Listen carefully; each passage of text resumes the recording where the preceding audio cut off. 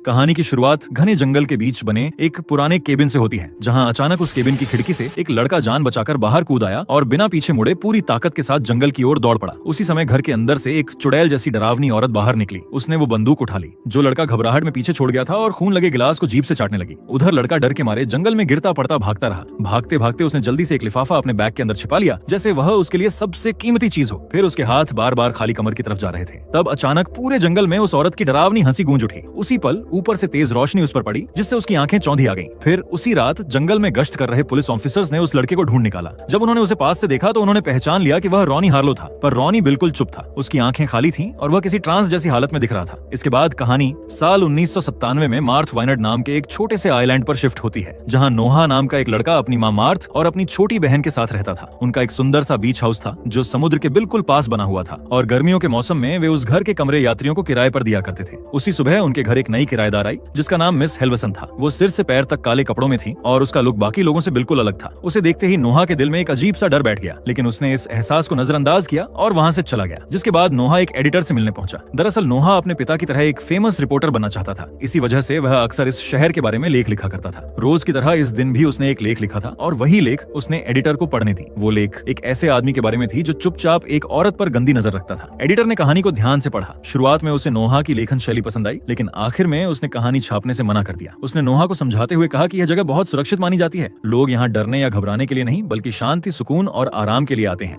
Editor ने नोहा की काबिलियत की तारीफ भी की और कहा कि वह सच में अपने पिता की तरह बन सकता है, लेकिन साथ ही उसने सलाह दी कि अगर वह यहाँ अपने लेख छपवाना चाहता है तो उसे हल्की, खुशहाल और सकारात्मक कहानियां लिखनी होंगी। जिसके बाद नोहा एक बेसबॉल मैच खेलने गया। मैच काफी रोमांचक रहा और आखिर में उसकी टीम जीत गई। फिर खेल खत्म होने के बाद वह अपने दोस्तों यूजीन, सैमी और बेन के साथ हंसते बोलते घर लौट रहा था, लेकिन तभी वे एक पुराने और सुनसान घर के पास से गुजरे। वो घर जीन नाम के एक रहस्यमय आदमी का था। उस आदमी को लेकर पूरे इलाके में अजीब अफवाहें फैली हुई थी। कहा जाता था कि साल 1965 में उसकी पत्नी और बच्चे अचानक गायब हो गए थे, लेकिन नोहा को पूरा यकीन था कि उन लोगों की हत्या हुई थी और उनकी लाशें अब भी उसी जमीन में कहीं दबी हुई हैं। फिर नोहा ने दोस्तों से कहा कि अगर वे वहां जाकर जांच करें तो उसे अखबार के लिए एक बड़ी खबर मिल सकती है। ये सुनते ही उसके दोस्त नाराज हो गए। वे जानते थे कि नोहा की जिज्ञासा अक्सर उन्हें मुसीबत में डाल देती है। उन्होंने उसे समझाने की कोशिश की, लेकिन नोहा अपनी बात पर अड़ा रहा। आखिर में वे सब अनमने मन से उसके साथ जाने के लिए तैयार हो गए। फिर वे चुपचाप जीन के घर के पास पहुंचे और दबे पांव अंदर घुस गए। तभी उन्होंने देखा कि जीन जमीन खोद रहा था। उसके हाथों की हरकतें और उसकी बेचैनी देखकर बच्चों का शक और भी गहरा हो गया। अब जैसे ही जीन वहां से हटा, चारों बच्चे तेजी से खलिहान के अंदर घुस गए। खलिहान के अंदर नोहा को एक पुराना जंग लगा बॉक्स दिखा। वो उसे देखकर उत्साहित हो गया और उसे खोलने ही वाला था कि अचानक बाहर से आहट सुनाई दी। घबराकर सभी बच्चे वहीं छिप गए और अपनी सांसें थाम ली। उसी पल नोहा को याद आया कि उसका बैग तो बाहर ही रह गया था। उसका दिल बैठ सा गया, लेकिन तभी जीन वहां आ गया। उसे देखते ही सभी लोग बिना पीछे मुड़े पूरी तेजी से वहां से भाग निकले। फिर उस रात बेन अपनी बीच डेट पर गया, जहां उसकी मुलाकात एली नाम की एक लड़की से हुई। दोनों समंदर के किनारे बातें करते हुए टहल रहे थे। तभी दूर से काले कपड़ों में एक रहस्यमय शख्स उन्हें लगातार देखता हुआ नजर आया। फिर बेन और एली पानी में तैरने चले गए। तभी दोनों की नजर उस काले कपड़ों वाली आकृति पर पड़ी। तब अचानक वह शख्स भी पानी में कूद गया और अगले ही पल उसने एली को पकड़ लिया और उसे जबरदस्ती पानी के नीचे खींचने लगा। बेन ये सब देखकर घबरा गया और एली को बचाने के लिए तुरंत पानी के अंदर गया, लेकिन तभी उस औरत ने एली को छोड़ दिया और बेन को पकड़ लिया। उसी पल पानी के अंदर से एक तेज रोशनी निकली, जिससे सब कुछ चमक उठा। उस रोशनी की वजह से एली किसी तरह खुद को छुड़ाने में कामयाब हो गई और बाहर निकल आई। अगली सुबह नोहा जब घर से बाहर निकला तो वह चौंक गया, क्योंकि उसका बैग बाहर ही रखा हुआ था। ये वही बैग था जो वह पिछली शाम जीन के घर के पास भूल आया था। उसने जब बैग खोला तो उसके अंदर एक पुरानी किताब रखी हुई थी जो साफ तौर पर जीन की तरफ से छोड़ी गई थी। ये देखकर नोहा के मन में अजीब सा ख्याल आया कि शायद जीन उतना बुरा इंसान नहीं है जितना लोग उसे समझते हैं। यही सोचकर नोहा बेन के घर की तरफ चल पड़ा। वहां पहुंचकर उसने देखा कि बेन की मां एक पुलिस ऑफिसर से बात कर रही थी, जहां ऑफिसर उसे बोल रहा था कि बेन ठीक है और वह सिर्फ डूबने के डर की वजह से सदमे में है। लेकिन नोहा को यह बात बिल्कुल सही नहीं लगी, इसलिए वह उससे मिलने चला गया। जब उसने बेन से बात करने की कोशिश की तो बेन बिल्कुल चुप रहा।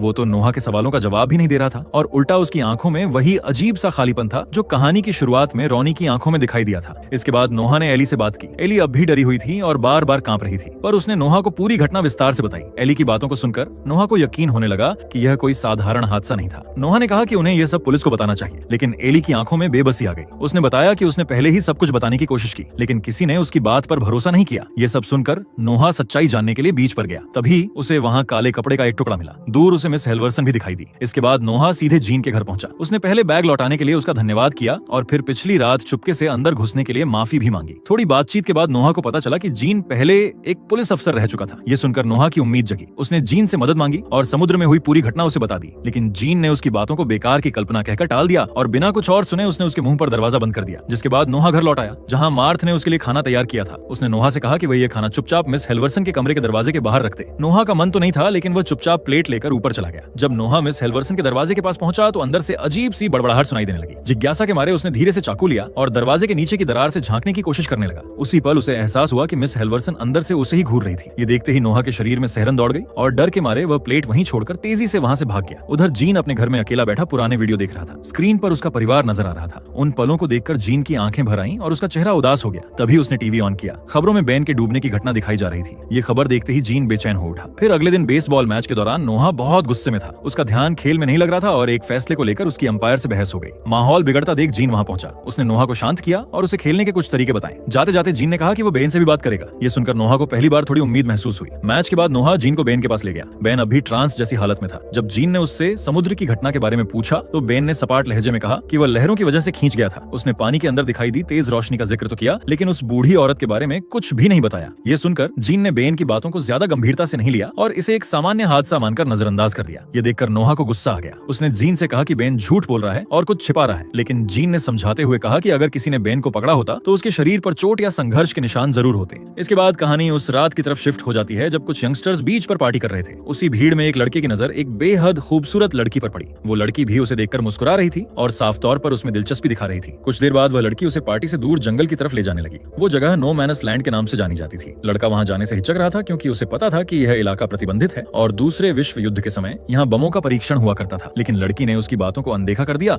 और मुस्कुराते हुए उसका हाथ पकड़कर जबरदस्ती उसे उस अंधेरे इलाके की तरफ ले गई। लेकिन कुछ ही देर बाद अचानक जंगल के अंदर से लड़के की डरावनी चीखें गूंज उठी। उसी पल एक जोरदार धमाका हुआ जिससे पूरी जगह हिल गई और एक रोशनी आसमान तक दिखाई दी। और अगली सुबह नोहा ने यह खबर टीवी पर देख ली, जहां रिपोर्टर बता रहा था कि घायल लड़के का नाम केविन है और वह किसी तरह जिंदा बच गया है। तभी टीवी स्क्रीन पर केविन की झलक दिखाई गई। उसकी आंखें बिल्कुल खाली थीं, चेहरे पर कोई भाव नहीं था। वह बिल्कुल वैसे ही देख रहा था जैसे बन और उससे पहले रॉनी देखा करते थे। ये देखकर नोहा को यकीन हो गया कि यह सब सिर्फ हादसे नहीं है, बल्कि किसी डरावनी चीज का काम है। उसने बिना देर किए यह सारी बातें जीन को जाकर बता दी। नोहा की बातें सुनते ही जीन का चेहरा गंभीर हो गया। अब उसे भी यकीन होने लगा कि कुछ बहुत गलत हो रहा है। उसने फैसला किया कि सच्चाई जानने के लिए उन्हें नो मैनस लैंड जाना होगा। नो मैनस लैंड पहुंचकर जीन जमीन पर पड़े पैरों के निशान ध्यान से देखने लगा। उसकी नजरें हर छोटी छोटी बात पर थी, जबकि नोहा उसके पीछे पीछे चलता रहा। जब वे विस्फोट वाली जगह पर पहुंचे तो नोहा शॉक रह गया, क्योंकि जमीन पर उसे काले कपड़े का एक छोटा सा टुकड़ा पड़ा मिला। वो टुकड़ा बिल्कुल वैसा ही था जैसा उसे पहले बीच पर मिला था। जिसके बाद नोहा ने यूजीन और सैमी से मुलाकात की और उन्हें यह सब सबूत दिखाए। इससे यह साफ हो गया कि आइलैंड पर सच में एक चुड़ैल मौजूद है। फिर नोहा चुड़ैलों पर रिसर्च करने लगा, जहाँ उसे पता चला कि चुड़ैलों को जिंदा रहने के लिए बच्चों की जरूरत होती है। अगर वे ऐसा ना करें तो वे कमजोर हो जाती हैं या मर भी सकती हैं। और उसने यह भी जाना कि वे आम लोगों की तरह दिखने के लिए अपना रूप भी बदल सकते हैं। बाद में नोहा ने जीन को अपने दोस्तों से मिलवाया। पहले वे डर गए, लेकिन नोहा ने बताया कि जीन बुरा इंसान नहीं है। फिर सभी ने मिलकर चुड़ैल के बारे में चर्चा की। उन्होंने समझा कि पिछली रात हुआ विस्फोट चुड़ैल की गलती की वजह से हुआ था। साथ ही उन्होंने यह भी सोचा कि चुड़ैलों को कैसे मारा जा सकता है। लेकिन एक सवाल सबको परेशान कर रहा था, अगर चुड़ैल को बच्चों की जरूरत थी तो वह उन्हें मारने के बजाय बेहोशी जैसी हालत में घर क्यों भेज रही थी। इस पर जीन ने एक अंदाजा लगाया। उसने कहा कि शायद वह पहले ही कई बच्चों को गायब कर चुकी है और अब लोगों का शक बढ़ने की वजह से छुप कर काम कर रही है। और उसने यह भी बोला कि विस्फोट में वह घायल भी हुई होगी। इसलिए उसने बच्चों से कहा कि वे किसी ऐसे इंसान पर नजर रखें जिसके शरीर पर जलने के निशान हो, क्योंकि वही चुड़ैल हो सकती है। जीन की यह बात सुनते ही नोहा के दिमाग में एक नाम गूंज उठा, मिस हेल्वरसन, क्योंकि उसका अजीब व्यवहार, काले कपड़े और रहस्यमयी नजरें, अब सब कुछ साफ लगने लगा। नोहा को यकीन होने लगा कि चुड़ैल वही हो सकती है। उसी शक के चलते जब मिस हेल्वरसन घर छोड़कर बाहर गई तो नोहा ने मौका देखा और वह चुपचाप उसके कमरे में घुस गया और चारों तरफ तलाश करने लगा। तभी उसकी नजर एक कागजों के ढेर पर पड़ी, जहाँ कई बच्चों के नाम और उनकी जन्मतिथियों की एक सूची लिखी हुई थी। नोहा का दिल तेजी से धड़कने लगा, क्योंकि उस सूची में उसके दोस्तों के नाम भी शामिल थे। ये सब देखकर नोहा सीधे अपने दोस्तों से मिलने गया। उसने यूजीन और सैमी को सारी बात बताई और समझाया कि शहर में जितनी भी अजीब और डरावनी घटनाएं हुई थीं, वे सब मिस हेल्वरसन के आने के बाद ही शुरू हुई थीं। अब बच्चों को भी यकीन हो गया कि वही चुड़ैल है। फिर सबने मिलकर फैसला किया कि वे कैमरे के साथ उसका पीछा करेंगे और उसे हाथ पकड़ेंगे। थोड़ी देर बाद उन्होंने देखा कि मिस हेल्वरसन घर से निकलकर एक बच्चों के थिएटर की तरफ जा रही है। ये देखकर उनके होश उड़ गए। उन्हें लगा कि वह यहाँ एक साथ कई बच्चों को अगवा करने वाली है। तभी नोहा ने देखा कि मिस हेल्वरसन एक बच्चे को छूने वाली है। उसने तुरंत उसे धक्का दे दिया और दोनों स्टेज पर गिर पड़े, जहाँ बहुत सारे लोग मौजूद थे। फिर यूजीन ने उस पर पवित्र पानी फेंका, लेकिन उस पर कोई असर नहीं हुआ। तब जॉन ने सबके सामने कहा कि यह औरत विच है। लेकिन मिस हेल्वरसन ने खुद को बच्चों की किताबें लिखने वाली लेखिका बताया और कहा कि वो यहाँ सिर्फ स्टोरी पढ़ने आई थी। फिर जॉन ने उस अजीब भाषा का जिक्र किया जिसे वह रूम के अंदर बोल रही थी। इस पर वह गुस्से में बोली कि वह लैटिन में प्रार्थना करती है। इस शर्मनाक घटना के बाद गुस्से में आई मिस हेल्वरसन ने गेस्ट हाउस छोड़ने का फैसला कर लिया, जबकि मार्था उससे माफी मांगती रहती है। उसने पूरे सीजन का बचा हुआ पैसा भी वापस मांगा। उसके जाने के बाद जॉन ने अपनी माँ से माफी मांगी, लेकिन गुस्से में मार्थ ने उसे अपने सामने से जाने को कह दिया। इसके बाद जॉन सीधे जीन के घर पहुंचा और आज जो कुछ भी हुआ था सब उसे बता दिया। जीन गंभीर आवाज में उसे समझाता है कि झूठा आरोप किसी की जिंदगी हमेशा के लिए बर्बाद कर सकता है। तब जॉन ने अपने पिता के बारे में बताया। उसने कहा कि उसके पिता एक पत्रकार थे जो सच्ची कहानियों की तलाश में दुनिया भर में घूमते रहते थे, पर आखिरी रिपोर्टिंग के दौरान उनका एक्सीडेंट हो गया था, जिसकी वजह से उनकी मौत हो गई। वह कहता है कि वो अपने पिता की तरह सच को सामने लाना चाहता है, लेकिन शायद वह गलती कर बैठा है। जॉन की बात सुनकर जीन भी चुप हो गया। थोड़ी देर के बाद उसने भी अपनी स्टोरी सुनानी शुरू की। उसने बताया कि उसका बेटा जो आज 34 साल का होता, उसे 5 साल की उम्र में उसकी आंखों के सामने से अगवा कर लिया गया था। उस समय उसने उसका पीछा करने की कोशिश भी की, लेकिन रास्ते में उसका एक्सीडेंट हो गया। उसके बाद से उसका बेटा कभी नहीं मिला। जीन ने आगे बताया कि इस घटना के बाद उसकी पत्नी भी उसे छोड़कर चली गई थी और पिछले 30 सालों से वह अकेला ही अपने बेटे को ढूंढ रहा है। उस पल दोनों के बीच एक गहरा सन्नाटा छा जाता है, क्योंकि दोनों ही किसी न किसी तरह अपने जीवन में किसी ऐसे सच का बोझ उठाए हुए थे जो कभी उन्हें चैन से जीने नहीं देता था। खैर, अगली सुबह जॉन और जीन पुलिस चीफ और एडिटर से मिलते हैं। वे जानते थे कि विच की बात कोई नहीं मानेगा, इसलिए उन्होंने सीधे यह कहने के बजाय समझाया कि शहर में कोई शिकारी मौजूद है जो बच्चों को निशाना बना रहा है। लेकिन पुलिस चीफ कहता है कि हर साल इस आइलैंड पर बच्चे या तो समुद्र में डूब जाते हैं या फिर नो मैंस लैंड में हादसों का शिकार हो जाते हैं। उसके मुताबिक ये सभी घटनाएं दुर्भाग्यपूर्ण जरूर थी, लेकिन यह आम मानी जाती थी। जीन ने बच्चों के अजीब व्यवहार, जैसे उनकी खाली आंखें और काले कपड़ों के टुकड़े जैसे सबूत सामने रखे, फिर भी किसी ने उनकी बातों को गंभीरता से नहीं लिया। आखिर में जॉन ने हिम्मत करके कहा कि इसके पीछे कोई आम इंसान नहीं बल्कि एक विच है। ये सुनते ही रूम में बैठे बड़े लोग हंसने लगे। उनके लिए यह सिर्फ एक बच्चे की कल्पना थी, लेकिन जॉन और जीन जानते थे कि सच्चाई इससे कहीं ज्यादा डरावनी है। इसके बाद जॉन भारी मन से घर की तरफ लौटने लगा, लेकिन तभी उसकी नजर यूजीन की साइकिल और उसके बैग पर पड़ती है। ये देखते ही जॉन के दिल में घबराहट दौड़ गई। उसने आसपास आवाज लगाई, लेकिन कोई जवाब नहीं मिला, इसलिए वह जंगल की तरफ बढ़कर उसे ढूंढने लगता है। थोड़ी ही देर में उसे यूजीन मिल जाता है। यूजीन हांफती हुई आवाज में बताता है कि किसी अनजानी चीज ने उसका पीछा किया था। तभी उसने कांपते हाथ से दूर जंगल की तरफ इशारा किया। जॉन ने उधर देखा तो उसकी रूह कांप गई, क्योंकि वहां काले कपड़े में लिपटी एक आकृति खड़ी थी, जिसने चेतावनी दी कि जहां उसका काम नहीं है वहां दखल न दे। डर के मारे दोनों लड़के तुरंत जंगल से भागते हैं और अपनी साइकिलों तक पहुंचते हैं। वहां यूजीन ने गुस्से में जॉन से कहा कि वह उससे दूर रहे, क्योंकि उसकी वजह से ही इस मुसीबत में फंस गया है। इतना कहकर यूजीन वहां से चला जाता है। अब जॉन अकेला खड़ा रह गया। तभी उसकी नजर अपने जूतों पर पड़ी, जहां जूतों पर लाल समुद्री घास लगी हुई थी। फिर अंधेरे में घर जाते समय अचानक एक कार कहीं से आती है और उसका पीछा करने लगती है। यह देखकर जॉन पूरी ताकत से साइकिल चलाने लगता है और किसी तरह जीन के घर पहुंच जाता है। उसने बताया कि एक कार उसका पीछा कर रही थी, लेकिन जब जीन बाहर देखने गया तो वहां कोई गाड़ी नहीं थी। जिसके बाद जीन ने जॉन को न्यू हैम्पशायर के एक शहर के बारे में बताया, जहां पहले भी कई बच्चे गायब हुए थे। उसने रॉनी हार्लो का जिक्र किया, जो गायब होने के बाद लौटने वाला पहला बच्चा था और जिसकी आंखों में वही खालीपन होता है। जीन को अब पूरा यकीन हो गया था कि इन सभी घटनाओं के पीछे एक ही सच्चाई छिपी होती है, इसलिए वह वहां जाने का फैसला करता है ताकि रॉनी से मिलकर कुछ पता लगाया जा सके। फिर जीन ने किसी तरह रॉनी को ढूंढ लिया और उससे बात करने की कोशिश की, लेकिन वह बिल्कुल प्रतिक्रिया नहीं दे रहा था। तभी जीन ने उसके बैग की जांच की और उसमें विचेज पर लिखी एक किताब मिली। उसे एक लिफाफा भी मिला जिसमें अलग अलग बेसबॉल टीमों की तस्वीरें और एक चाबी थी। उस चाबी से जीन अलमारी में रखा एक छोटा बक्सा खोलता है। उसके अंदर विच का नक्शा, अखबार की कतरने और चांदी की गोलियां रखी थी। अब जीन को यकीन हो गया कि रॉनी इस रहस्य की तह तक पहुंच चुका था। फिर यह सब लेकर जीन अपने घर की ओर निकल पड़ता है, पर रास्ते में अचानक उसने गाड़ी रोक दी और नक्शे और तस्वीरों को ध्यान से देखने लगा। तब उसे समझ आ गया कि यह तस्वीरें अलग अलग शहरों और समय की बेसबॉल टीमों की थी, लेकिन उनमें एक चीज समान थी कि हर तस्वीर में वही अंपायर मौजूद था। उधर जॉन एक और बेसबॉल मैच खेल रहा था। तभी उसकी नजर अंपायर के जूतों पर पड़ी, जिन पर लाल समुद्री घास चिपकी हुई थी। उससे भी ज्यादा डरावना तब हुआ जब उसने अंपायर के हाथ पर जलने का निशान देखा। तभी जॉन को एहसास हुआ कि वह जिस विच को ढूंढ रहा था वह शुरू से उसके सामने ही था। मैच खत्म होते ही जॉन ने यूजीन और सैमी को एक तरफ बुलाया और उन्हें सब कुछ बता दिया। उसने साफ कहा कि अंपायर ही वह विच है। सैमी को यह बात मजाक लगी, लेकिन यूजीन ने उस पर भरोसा किया क्योंकि वह खुद विच का सामना कर चुका था।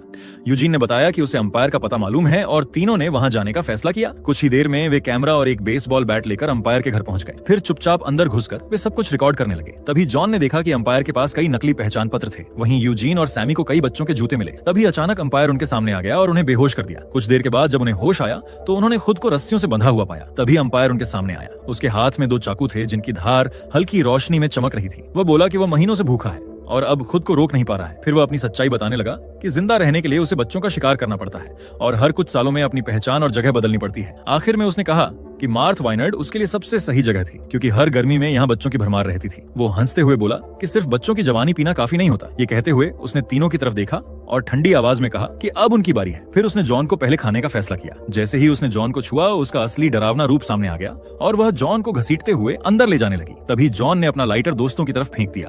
फिर वे जॉन को रसोई में ले गई। वहीं सैमी और यूजीन ने लाइटर से खुद को आजाद कर लिया। फिर सैमी ने बैट से विच को निशस्त्र किया और यूजीन ने जॉन को छुड़ाने में मदद की। तभी जीन वहां पहुंचा और उसने विच पर गोली चलाई, लेकिन उस पर कोई असर नहीं हुआ। इसके बाद जीन ने चांदी की गोलियां इस्तेमाल की। इस बार गोली लगते ही विच की आत्मा बाहर निकलने लगी, जिससे साबित हो गया कि चांदी असर करती है। हालांकि विच फिर से खुद को संभालने में कामयाब हो गई। जिसके बाद जीन ने बच्चों से वहां से भाग जाने को कहा, लेकिन जॉन पीछे नहीं हटा और उसके साथ तहखाने में चला गया। तभी अचानक विच अंधेरे से निकल कर आई और उसने जीन को दूर फेंक दिया। ये देखकर जॉन ने फर्श पर पड़ा हथियार उठाने की कोशिश की, लेकिन विच ने उसे भी दूर फेंक दिया। फिर उसने जॉन को हवा में उठा लिया और उसकी आत्मा खींचने लगी। तभी जीन ने गोली चलाई और विच को पीछे हटने पर मजबूर कर दिया। इसके बाद जीन ने लगातार गोलियां चलाई, जिससे विच के अंदर कैद सारी आत्माएं आजाद हो गईं। आखिर में वो विच मर गई और सभी आत्माएं बच्चों के पास लौट गए। कुछ समय बाद जॉन ने जीन पर एक सच्ची कहानी लिखी ताकि शहर में फैली गलत अफवाहें खत्म हो सकी। फिर उसने ये कहानी एडिटर को दिखाई, जो इस लेख से बहुत प्रभावित हुआ और उसे छापने के लिए तैयार भी हो गया। बाद में जॉन जीन से मिलने गया। जीन ने लेखक के लिए उसका धन्यवाद किया